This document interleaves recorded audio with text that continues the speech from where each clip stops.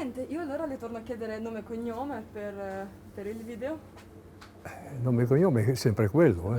Non solo per averlo su video. Devo ripeterlo? Chiaro, forte? Sì, io la sento benissimo. Lenic Ettore. E poi le chiederei dove e quando siete nato. Sono nato a Volosca, provincia Fiume, 3 giugno 1940. E la vostra famiglia che origini ha? Da dove viene? La mia famiglia è papà è di Volosca, non so da quanti anni. Era, perché non c'è più. E la mamma ha origini rumene e abitava in un paesino vicino al Monte Maggiore. Esiste ancora il paese. E cosa facevano, di cosa si occupavano i vostri genitori? Mio papà cosa faceva? Mia mamma faceva la casalinga. E mio papà era un marittimo, navigava. Era motorista sulle navi, sempre fatto quello. E stavate bene in termini di benessere materiale, di vita, come vabbè, sa, i primi anni? io sono del 40, dopo una settimana che sono nato è scoppiata la guerra e ha incominciato a venire un po' di crisi, ecco, e poi la crisi è arrivata dopo. Quindi non posso dire che noi non avevamo orto né niente, quindi bisognava andare a comprare.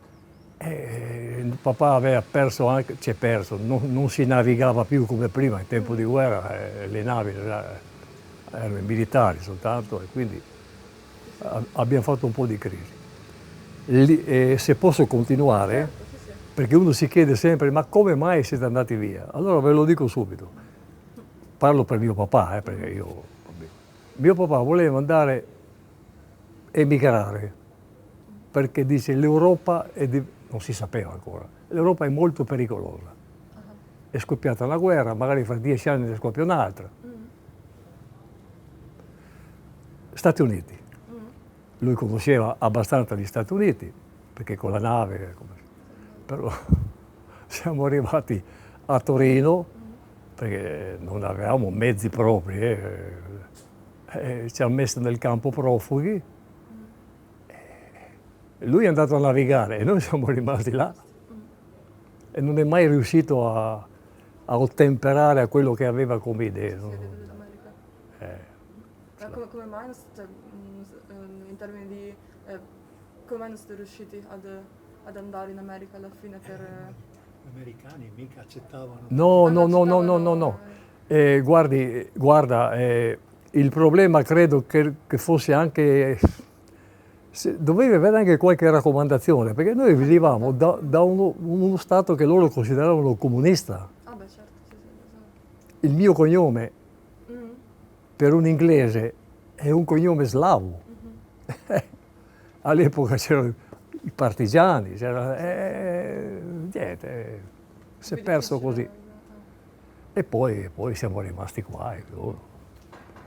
Io mi sono trovato sempre bene qui, Da bambino, io ho abitato dal 47 al 54, 7 anni, del campo profughi. A Torino? Conosci Torino? Poco. Poco. Però mi può dire un po' che... Allora, la caserma dei carabinieri via Guido Reni? Via Guido Reni. C'erano delle casermette ex militari e io ho vissuto là. 7 anni, 7 anni. Bene. Bambino, benissimo. Guarda, i bambini di quell'ambiente erano i bambini più felici di Torino. Sì. Perché nessuna comunità, io andavo a scuola, ho fatto le 3 avviamento industriali, quelle cose là. Avevo un compagno di banco, piemontese, diciamo torinese, che aveva il papà un'officina, un benestante. Questo bambino, un ragazzino, mi diceva sempre, Lenic, ma posso venire da te a trovarti? Parlavo con mia mamma si vergognava, diceva, ma no, non farlo venire, se tende. Si viveva anche in maniera precaria, detto tra noi. non per i bambini, gli adulti. E alla fine l'insistenza, insomma, è venuto. Quando è tornato a casa, me lo raccontava poi il papà, perché io sono andato a trovare anche la famiglia. Aveva un figlio unico. Ha detto, ma lo sai che non mi ricordo neanche il nome, Piero Guglielmotto. Mi diceva, ma lo sai che Piero vorrebbe vivere dove vivi tu? Posso immaginare, centinaia di bambini, A tutti insieme sempre giocare. socialità massima. Poi anche Erano Mario. separate da tende, Sì, sì, da sì. teli. Una cosa- Quello era, avere una roba del genere era un lusso, Ah, una cosa così. era un lusso. E dovevi però c'è da dire questo, salvo qualche incidente così di percorso, non parlo della mia famiglia, ma in generale, mai successo un incidente, una rissa, Niente. mai, mai. E com'erano i campi così con le tende allora? Allora, no, erano delle caserme, le caserme. esistono ancora, ci sono l'arma dei carabinieri adesso. Era un corridoio che quando siamo arrivati noi, prima me l'avevano detto, erano 2 camerate aperte. C'era una decina, credo, adesso si ricorda più. Poi hanno messo delle cose di legno con una porta. Però questa parte di camerata e questa parte di camerata e poi le successive, c'erano mediamente 4 famiglie. Cioè una famiglia con dei bambini e una coppia, con le tende, con le coperte militari, per dividere perché Sì, può stare un po' lasciamo in perdere, privato. lasciamo perdere quello. E avete ancora contatti con le persone che erano con voi? Sì, Nei quartieri, immagino. io adesso abito a Vendaria Reale, qui dietro, Sì, vicino. però ho vissuto qui. No, ma io stavo benissimo, ma io sono più qua che a Venaria, a parte che vicina, insomma. No, ma io della mia vita da profugo mi sentirei lamentare soltanto perché mi mancava il mare. Io abitavo in una casa e il mare era là. Ah, un po' di fame. Da bambino ero sempre in mare. E come mai avete scelto Torino proprio come città? Non abbiamo scelto. Da Trieste, a Trieste facevano lo smistamento. Udine-Trieste. Arrivavi, adesso non ricordo bene la presidenza chi l'aveva a Trieste o Udine. Sta di fatto che arrivavi e c'erano le destinazioni.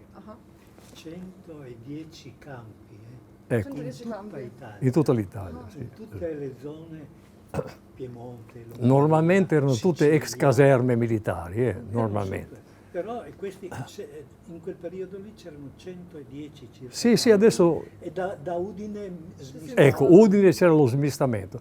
Allora, la nostra destinazione era, dunque, se ben ricordo, perché sto perdendo colpi, era in Campania. Campania. Mio papà ricordo bene perché quando poi parlava di questo si arrabbiava anche. Non ero presente, ma poi parlando con sua moglie, con mia mamma, insomma, diceva, no, mia mamma si chiamava Slava, Luigia, in croato Slava, Luigia, sì, e i nomi erano quelli. E mio papà, che era un duro sotto certi aspetti, perché conosceva il mondo, ha detto, no, cari, io sono venuto qui, mandatemi, volevo andare o Argentina o Venezuela, Stati Uniti era poi un obiettivo, però era irraggiungibile. Se non avevi conoscenze, non ci andavi. E io a Napoli non vado, mia sorella, quella che hai visto qui prima, aveva 3 mesi, insomma. Un viaggio, all'epoca, sai, le ferrovie non c'era il Frecciarossa. Sì, andare giù. Ho detto, no, ritorno in Jugoslavia. E quando minacciavi ritorno in Jugoslavia, adesso capisco che sono adulto, subentrava la politica. Incominciavano a pensare, e qui questo ci fa una propaganda contraria, magari poi niente. Va bene, Torino, siamo rimasti a Torino. E come sono stati i primi anni, insomma, dopo il campo Per profughi? noi, no. Dopo il campo profughi? Mm. Ma in queste case. Sì, qua siete passati. Sì. Ehm, Ma io sono venuto qua in queste case che avevo 17 anni, credo. Sono andato a lavorare alle officine di Savigliano, una fabbrica. Com'era? Allievo tornitore, com'era? Apprendista tornitore. Apprendista tornitore. Cos'è il torno quello per... il torno è quello per le macchine... È una macchina utensile che ha, a parte il motore, ha un mandrino, chiudi un pezzo, qui c'è un carrello che scorre l'utensile, qui c'è una contropunta. Tipo catena di montaggio? No. No, una macchina. Si chiama tornio. Tornio perché tornissimo. E lì ho appreso, insomma. Io non mi giudico un tornitore, dicevano che ero bravo, però io... Ma hai imparato il mestiere un po'? Sì, l'ho fatto per parecchi anni. Da là sono passato a grandi motori, Fiat grandi motori. Alla grandi motori dopo qualche anno volevo andare all'estero. Allora facevamo le turbine a gas per le centrali elettriche e si lavorava esclusivamente per la Romania e un altro paese dell'est che non ricordo quale. E mi interessava muovere. Allora, tutti i giovani ragazzi di varie specializzazioni hanno fatto tutti quanti un corso di montatori. L'unico che non ne ha avuto il consenso ero io, di quelli che hanno richiesto. Come mai di nuovo penso? Allora, il discorso è quello, a me hanno detto questo, cosa che non credo. Lì ero antipatico a qualcuno probabilmente, però il capo officina mi ha detto no Lenis, lei deve rimanere qui perché abbiamo constatato insomma, che macchine utensili grandi, il Tornio, era 15 metri, era una bestia. Lei serve a noi qua. Adesso si sta facendo le ossa, ma ha detto sì ho capito, io vi faccio le ossa, ma potevo farmele anche, perché volevo vedere il mondo. Capisci? Poi mi è andata bene perché parlavo con i ragazzi che sono andati, queste turbine a gas andavano nei paesi degli Emirati per far corrente elettrica. Immagina il clima, immagina il lavoro. Sì, guadagnavano un po' di più però. Non si forzavano neanche la pena. I rapporti con gli italiani, no? che erano qui, Sì, piemontesi. erano positivi, insomma, Sì. non c'erano magari degli stereotipi. Io non ho mai trovato questo. Ti racconto un piccolo aneddoto. Quando sono entrato alle officine di Savigliano, non sono entrato come meccanico, come allievo, sono entrato come manovale speciale. L'ufficio di collocamento mi ha mandato, io non lo faccio domanda, manovale specializzato scaldachiodi. Va bene. Leggo sta lettera, no, però il lavoro necessitava. Mi presento alle officine di Savigliano, mi mandano la carpenteria pesante, facevano ponti in ferro, roba. Sai quelle, non so se hai mai visto nei documentari, una brocca scaldata, ribattevano dall'altra parte il chiodo. Sì, ma chiodi grossi così. Non l'ho visto. No, ma se passi in certi posti troverai dei ponti in ferro con tutte... Ah, i chiodi quelli grossi per fare Una volta le navi erano chiodate. Anche le navi chiodavano. Sì. Hanno cominciato i tedeschi a saldarle ed è cambiato. Sì, è un'evoluzione quella. E allora, niente, ero lì, mi ha messo vicino a un signore, tutti piemontesi esclusivamente. Io il piemontese non lo capivo, sia ben chiaro. E lui faceva il tracciatore, aveva queste lamiere enormi, aveva il disegno, io gli davo il bianco, la bianca, e lui tracciava dove andava forato, le varie cose. No? E io dovevo sostituire lui dopo qualche anno. La scena, questi parlavano, Mario lo sa perché ha fatto anche lui queste esperienze, parlavano esclusivamente piemontese. Un dialetto stretto. Sì, il dialetto piemontese. Io il piemontese non lo capivo, allora aveva la gru con questa lamiera enorme che doveva essere sovrapposta e poi messa due spinotti, e poi posate per prrr. E mi fa, pime, prendimi, vammi pie, ma urlando, la spina. La spina nel nostro dialetto è il rubinetto dell'acqua. Ah, sì, ok. E io, su lì, facevo. Spina, sì. Vado su un bancone, di questi spinotti c'era 2000, ma io cercavo il rubinetto. Ero là. Poi sai com'è questo che dietro urlava? Ah, non c'era. E questo cos'è? Oh, Madonna. Gli equivoci dialettali. Sì, interessante. Quando la racconto, tutti quanti dico, ma io ero terrorizzato, Sai, un omone. Poi Mario ha provato anche lui nella vita questo genere, non è che ti guardavano, non alzavano le mani, però con le parole, quella... E anche cose brutte. Anche cose brutte, sì, Officine, parolacce. addirittura a dei ragazzotti così per fargli uno scherzo, gli mettevano un tubo dell'aria compressa da dietro Sì. e qualcuno... È morto anche. Scherzi. No, ma non era un ambiente soft. Non che tutto era così, No, per carità. Stiamo raccontando un fatto su... Sì. Però sono fatte che... Però...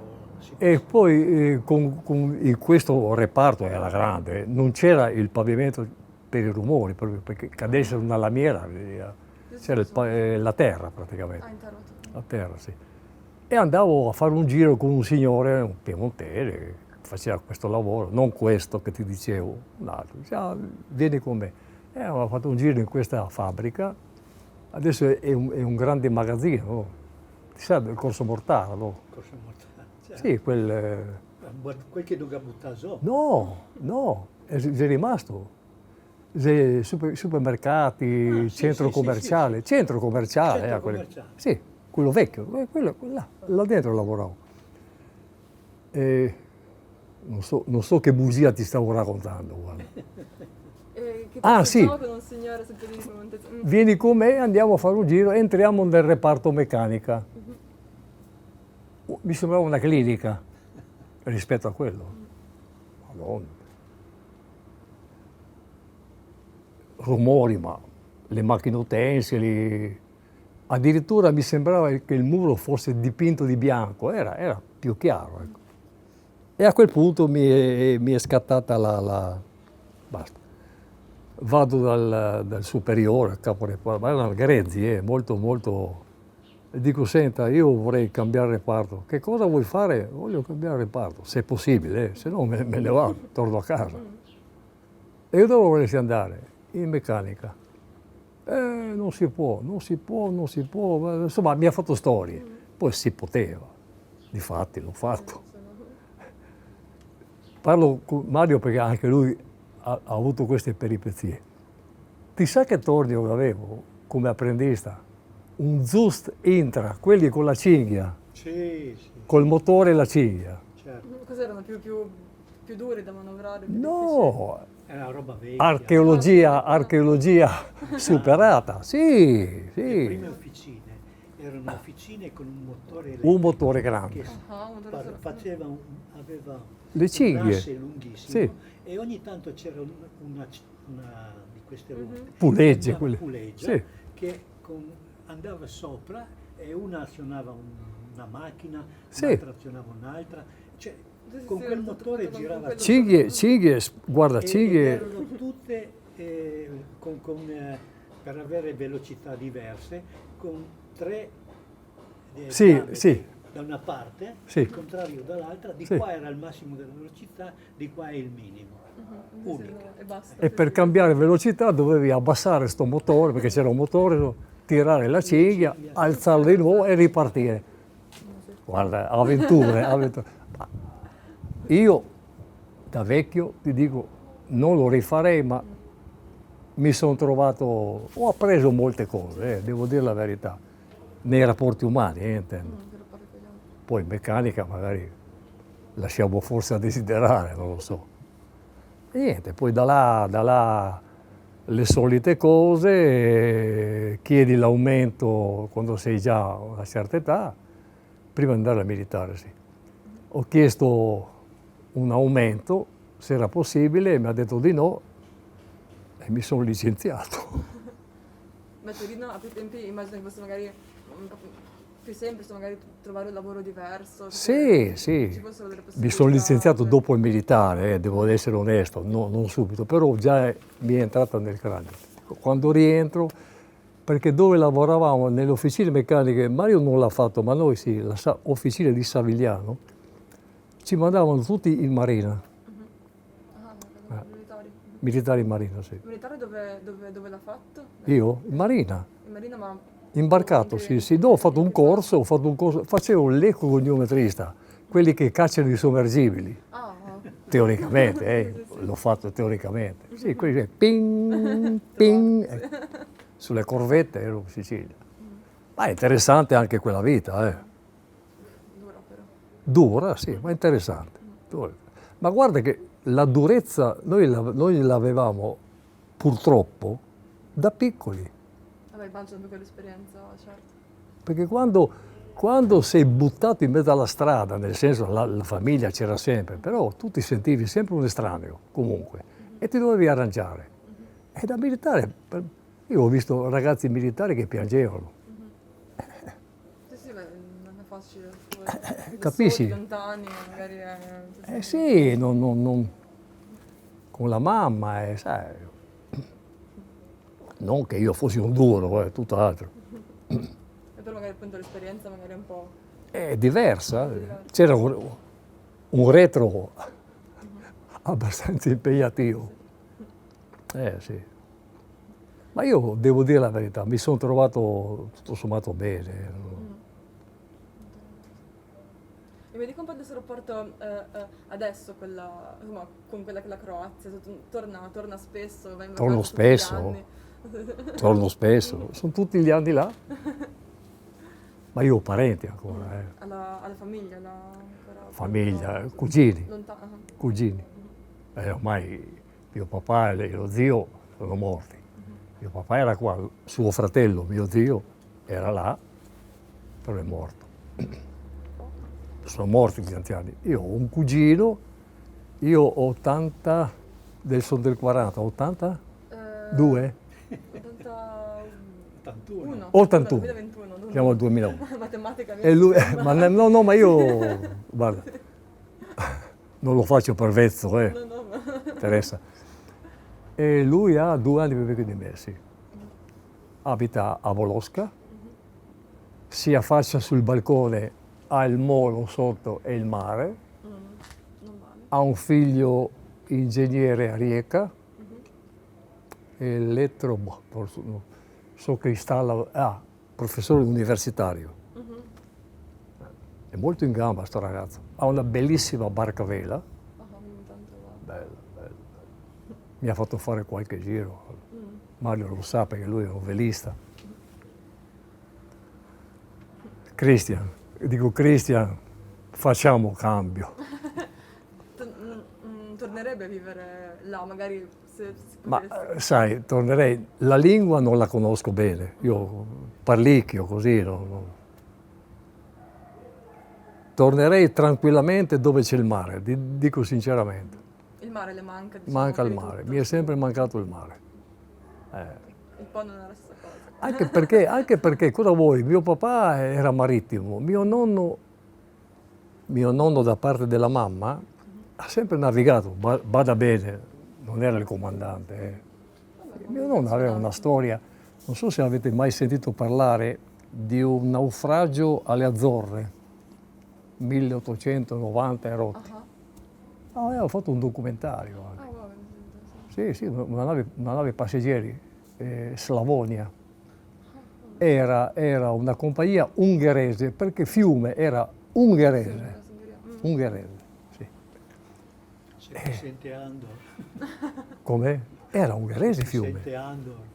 No, la realtà, eccetera, quello. Allora facevano così, me lo raccontava mio nonno. Per fare 4 soldini, per costruirsi una casetta che Mario conosce, quelle case dell'Istria in pietra, quelle cose, però non c'era la possibilità neanche per quello. Si imbarcavano, ma il sistema com'era? Allora lui andava a Fiume,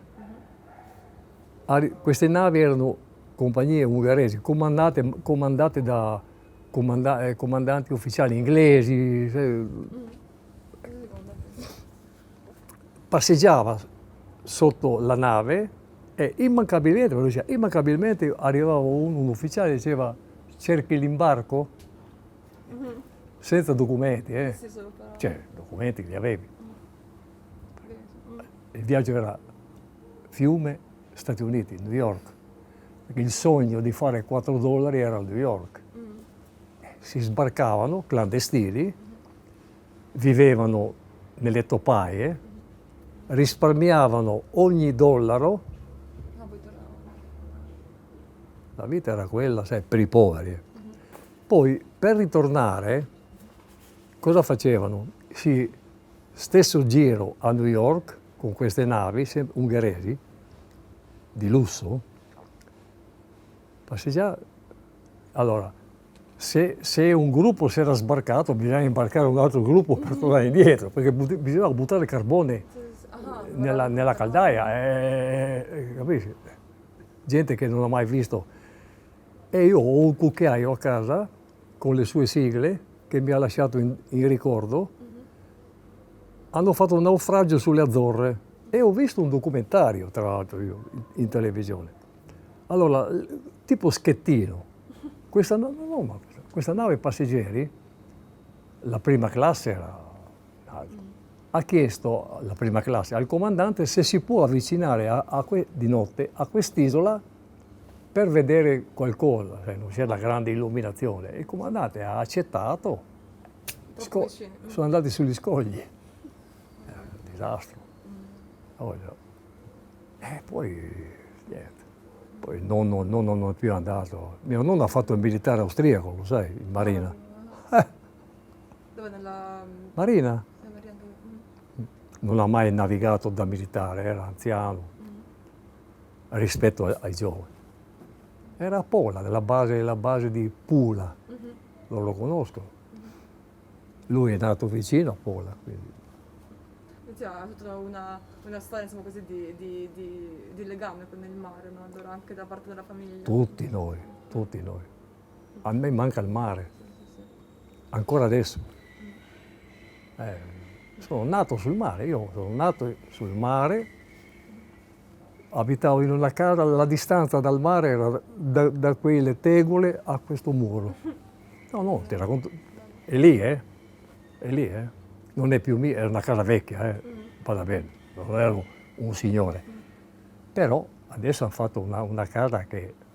Sono stato anche invitato in quella casa. Ah, ha conosciuto che ci abita Perché, adesso? sì, perché con mia moglie e la figlia e il genero eravamo sotto questa casa e io, il genero è piemontese. E gli facevo vedere, e indicavo, sai, io sono un misto napoletano, credo, perché uso molto le mani. E gli indicavo questa casa rifatta tutta, però. Mentre i camini hanno dovuto lasciarli perché erano storici. Bellissimi. Camini alti con un monumento, sembrano. Siete 3. Uno l'hanno abbattuto i tedeschi in tempo di guerra da un cannone piazzato in un bunker. Hanno alzato la bandiera rossa sopra, di dietro però. C'è entrato il cammino di uno. Sì, a parte quello. La signora affacciata sulla finestra che guardava sto gruppo gruppo, insomma, 3-4 persone che io indicavo da sotto, però la strada, poi la casa un po' alta. Si affaccia è una slovena, però i croati capiscono gli sloveni, perché so che mio cugino ha parlato, poi parlava italiano anche, era una pianista anziana. Ho detto, ma cosa guardate con tanta insistenza? E mio cugino gli fa, no signora stia tranquilla, mio cugino qua, il parente, è nato qua in questa casa. Ma davvero? Venite su. Ah, bello. Guarda, io ricordavo quella casa, aveva il pavimento in legno, le tavole. Sì, le tavole. Cosa non ha fatto? Ma, signora, parlava bene italiano, tra l'altro. Un sogno. C'era una villa, cosa No, la casa è rimasta, esternamente non hanno stuccato, ma internamente. Ha lasciato tutti i pavimenti, non era grande, il pavimento in legno, ma rifatto però. Ah, originale però quello che c'era. Ah. No, ma proprio gliel'hanno imposto, mi ha detto, perché la casa era del 1700, era vecchia. La cantina, che noi avevamo una cantina grande, lei ha fatto dalla casa, ha fatto una scala sempre in legno e ha fatto una taverna. Tutto guarda, un capolavoro, davanti a un pezzo di terreno come di qua a là, ha fatto il giardino, c'è la strada e il mare. Bello. Io sono innamorato, sai, della Croazia, non la conosco tutta, però è bella, bella, bella, una bella terra. È una bella terra. E tipo ora come, cioè se lei dovesse dire come identità, diciamo, no? Io sono come non si posso definisce? dire che sono italiano. Vivo in Italia, rispetto l'Italia, però io mi chiamo Lenic. Mio nonno era Micleus.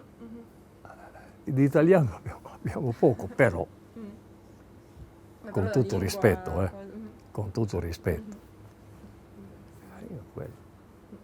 Mio papà parlava croato perfettamente, croato non da istruito, però parlava molto bene.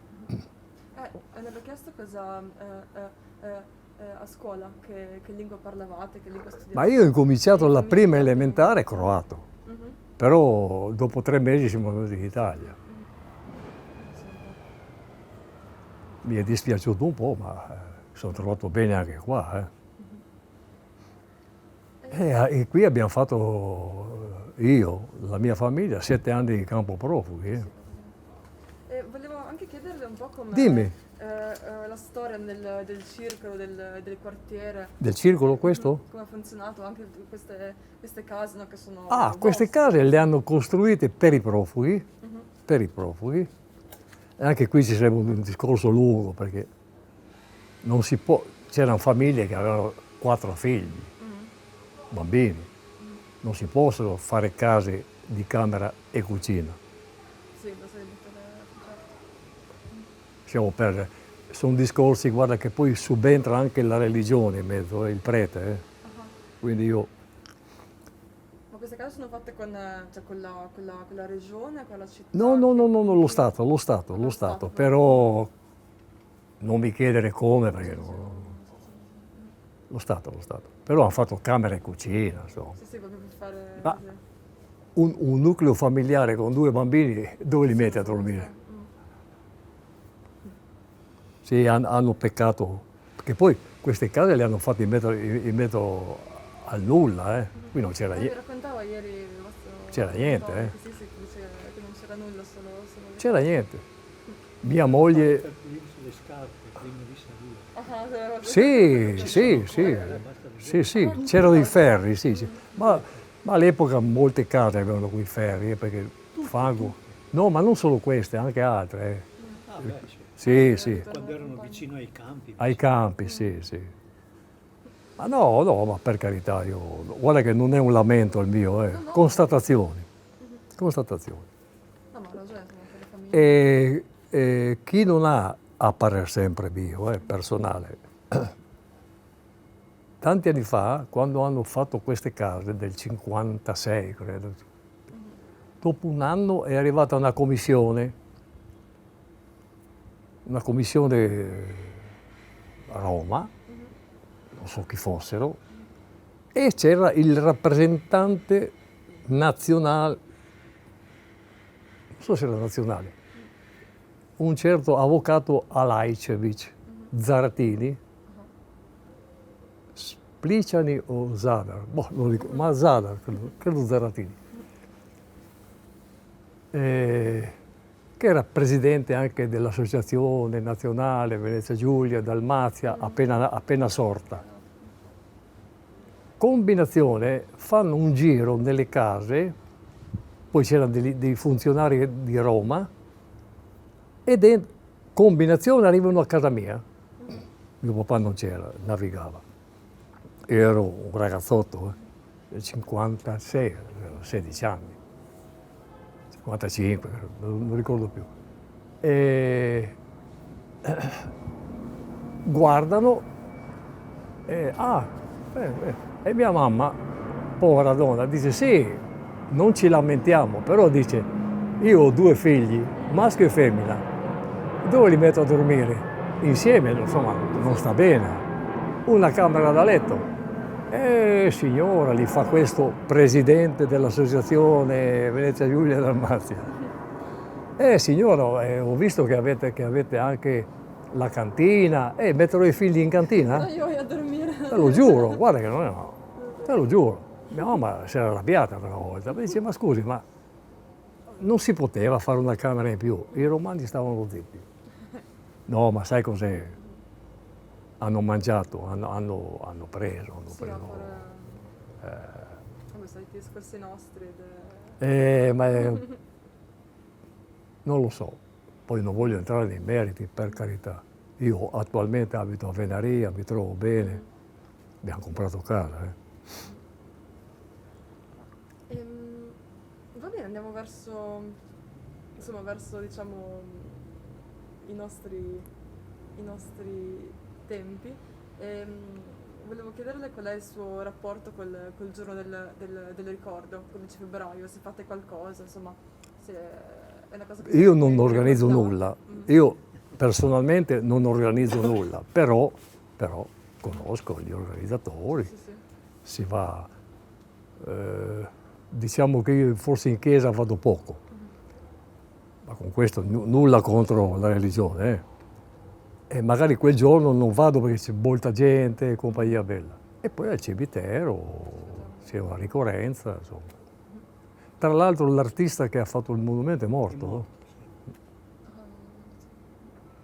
Il monumento qua dov'è a Torino? Prego?